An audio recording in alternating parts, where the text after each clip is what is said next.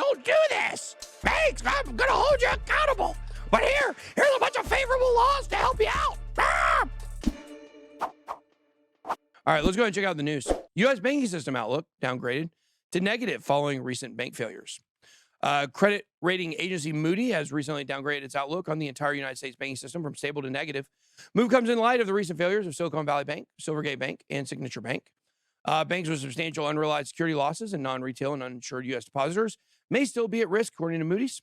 As interest rates rise and the economy enters a recession, it is likely more banks will potentially fail, leaving more depositors vulnerable. Blame traditional finance for the collapse of Silicon Valley Bank. That's Scrooge McDuck. You guys may know him as the Duck World version of BitBoy.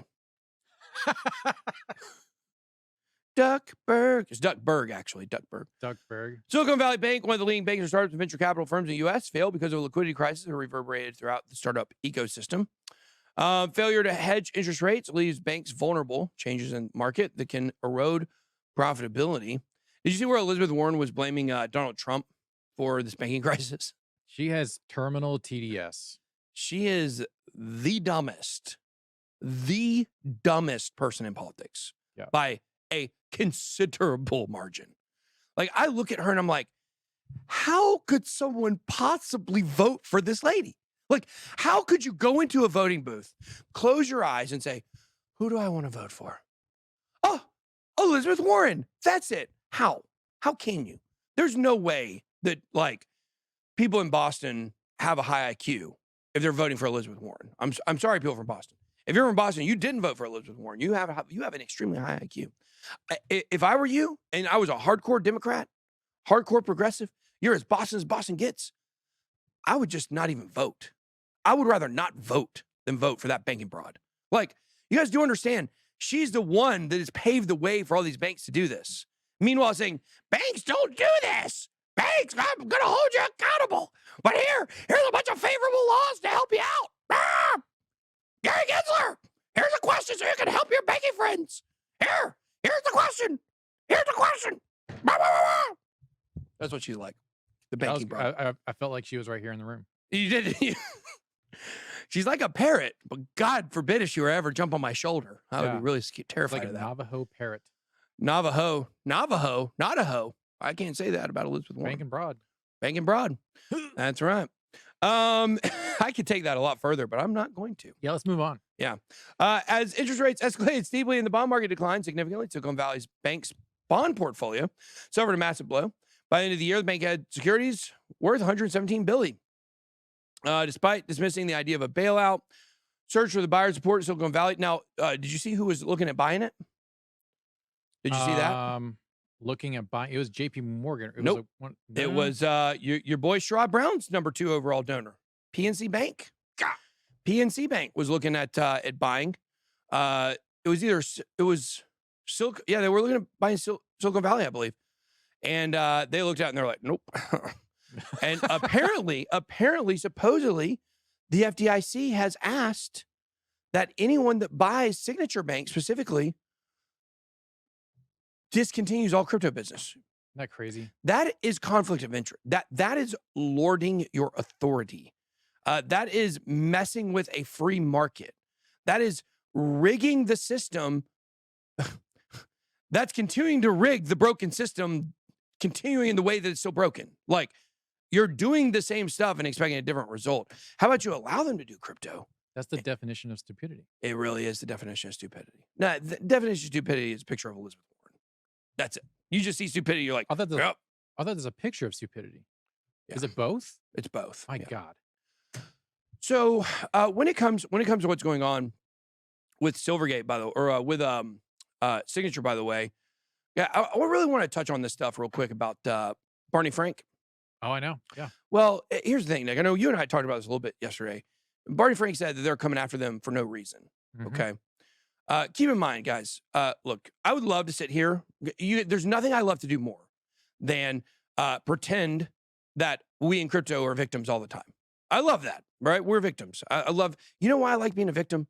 Because I put a freaking chip on my shoulder. I ain't go at somebody. I like that. That's what I like to do. And look, the truth is, we are victims a lot here in crypto. They do come after us. We are the targets. Why? Just because of crypto. Another I said on the video last night, like, Bitcoin maximalists think Gary Gensler ain't going to come after y'all next. What? We think Gary Gensler likes Bitcoin? Like, let's put a poll up. Let's put a poll up, Nick, and let's say, do you believe Gary Gensler loves Bitcoin? Because Bitcoin maximalists all believe 100% that he does. I know. How stupid are you? How stupid are you? He just hadn't figured out the attack vector yet. Why do you think they didn't go after Ethereum? And now they're saying proof of stake coins are all, blockchains are all securities. He's just looking for a freaking angle, you idiots. There's no question about it. But the point is, Barney Frank said they just came after a signature bank because they were just, it's after crypto. Guys, that's not true. He's on the board of Signature Bank. The top 3 executives at Signature Bank are all potentially facing prison time. Okay? There was money laundering galore going on at Signature Bank. How do you think that Signature Bank had 15 times the amount of money Silvergate had? 15 times. Do you know who Silvergate serviced? Binance, Coinbase, FTX. Every major crypto company was, the payment rails were going to Silvergate. And yet Signature had 15 times more money. Where does that math compute for y'all? How does that even potentially make sense? Does not. It does. Signature Bank had $160 billion. You ever heard of Signature Bank? I have, because I used them. I still use them. They're in my bank today.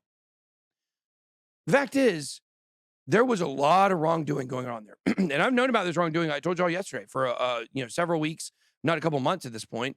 Been getting insider information on what's been going on around there. And I did know that they were being investigated. This story comes out yesterday. It says, oh, well, you know what? Actually, the Department of Justice, we're looking into the Signature Bank. Did I not tell you days ago? I told you on Monday. By the time this story is told, it will be a story of money laundering. And then look what happens yesterday. We get all the news coming out. So I'm just saying this. I love being a victim. I love when they target us. I love being the underdog that we are here in crypto, but it doesn't always apply. Sometimes there really is wrongdoing going on. And with Signature Bank, it looks like there was a lot of wrongdoing, is what I'll say. All right, reminder, Credit Suisse guilty of tax fraud, speaking of wrongdoing, and subprime mortgage fraud, accused of aiding clients engaged in torture, drug trafficking, and money laundering. In 2014, the bank pleaded guilty to charges of tax fraud from the U.S. Department of Justice. In 2017, Credit Suisse agreed to pay $5.38 billion for making false and irresponsible representations about residential mortgage-backed securities.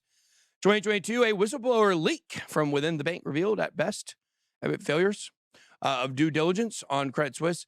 Guys, we know all this. Credit Suisse is a scam. They're all the banks in Europe are scams. All the ones here are scams as well. So I said her voting for the CARES Act is actually what started all this on a super chat. Oh. Senator Warren says Fed chair has to recuse himself from reviewing regulatory failures. Massachusetts Senator and banking broad, Elizabeth Warren, one of the more prominent anti-crypto voices in the United States Congress, has called on Federal Reserve Chair Jerome Powell to recuse himself amid an internal probe at the Federal Reserve. Well, which, by the way, this wouldn't matter because even if this happened, Elizabeth Warren is probably sending him play-by-play of everything that's going on, just like she does to Gary Gensler. Warren said Powell has led the deregulatory movement at the Fed, potentially touching upon some of the conditions that led to the collapse of Silicon Valley Bank. Fed chair called for a thorough, transparent, and swift review of its activity. I mean, look at this lady. Is she drunk? Even this girl right here is like, is this a human? What am I looking at here? It's like, ma'am, are you all right? Ma'am. Well, I like to drink a beer and I like to close banks. Also, the banks pay me a lot of money. She is really like a cartoon character. She really is, isn't she? While the collapse of 3 major banks have had several causes, not necessarily related to crypto, digital assets seem to be taking some of the blame in the media among certain government officials. To many, Signature Bank stands out as an aberration among these failures, as it closed following actions from the New York Department of Financial Services claiming to protect the U.S. economy by strengthening public confidence. Guys, it just came out yesterday. It just came out yesterday that they were being investigated for money laundering. The Department of Justice was already in Signature Bank for weeks. This is not brand new news, okay? Gensler suggests staking token operators should seek to come into compliance. And I tell you what, Seek to come. Definitely not a phrase that comes to mind when you look at Gary Gensler. United States Securities and Exchange Commission Gary Gensler has again suggested that proof-of-stake coins may be securities. Whatever they're promoting and putting into a protocol and locking up their tokens in a protocol that's often a small group of entrepreneurs and developers are developing, I would just suggest that each of these token operators seek to come into compliance. And the same with intermediaries. Guys, I now know Gary Gensler's entire plan. If you guys notice here, I tweeted, go to my Twittersburg, my Twitter's verse. Go to my profile here. I tweeted this morning. You guys don't forget to follow me on Twitter. Dang, I just figured out Gary Gensler's entire plan. I really did. Do you want to know his entire plan? Yes. Are you in on it? Do you know what he's doing? No. Okay. Are you ready for me to tell you? Are they ready? I don't know if they are or not. We'll have to find out. Here's the plan. The plan from Gary Gensler is he doesn't provide any clarity or any regulation. Why? Because he knows he loses in a world where he has to create clarity. Because it immediately eliminates a lot of the places that he can go after. If he says, oh, if you do this, this, and this, you're security. Well, what about all these other coins that don't do that? Well, now they have a defense.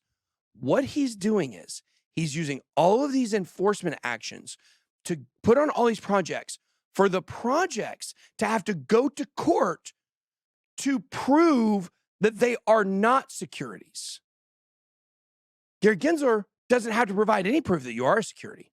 Well, I'm just going to say you're a security. Now you, in this trial, must provide the proof that you are not a security. He's relying on all the projects to have to make their own case. That's what it is. It's very simple now. Now I understand it completely. He's going after everyone and everything. They have to come in and defend themselves. If those projects cannot defend themselves, then he automatically is going to win. And then he gets to take that under his jurisdiction. Now, of course, we know the secondary sales have already been said not to be securities. So I don't know what he expects to win other than some enforcement actions, but he's trying to use the projects to create the regulation. That's interesting, isn't it? That's yeah. That's exactly what he's doing. That's exactly what he's doing. Yep. So there you go. All right. Representative Tom Emmer, is the FDIC weaponizing market chaos to kill crypto? There's Tom Emmer. Yeah. U.S. House Majority Whip Tom Emmer is asking whether the Federal Deposit Insurance Corporation has weaponized its authority in an attempt to purge legal digital asset entities and opportunities from the United States. Emmer on Wednesday sent a letter to FDIC Chairman Martin Grunberg citing recent actions that is trying to kill crypto. If this is the case, these actions to weaponize recent instability in the banking sector, catalyzed by catastrophic government spending and unprecedented interest rate hikes, are deeply inappropriate and could lead to a broader financial stability. Tom Emmer said, I sent a letter to FDIC Chairman Grunberg regarding reports the FDIC is weaponizing recent instability, purge legal crypto activity from the United States. I already told you guys about this a little bit earlier. Is that Barney Frank these days? Yeah. Wow. What?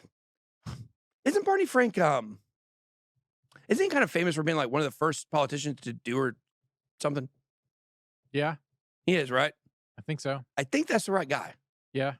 Just trying to remember. He doesn't look nearly the same. And he's the Frank in Dodd-Frank. He looks totally different, doesn't he? On Monday, Franks, a signature board member, said in an interview, targeted the bank to send an anti-crypto message.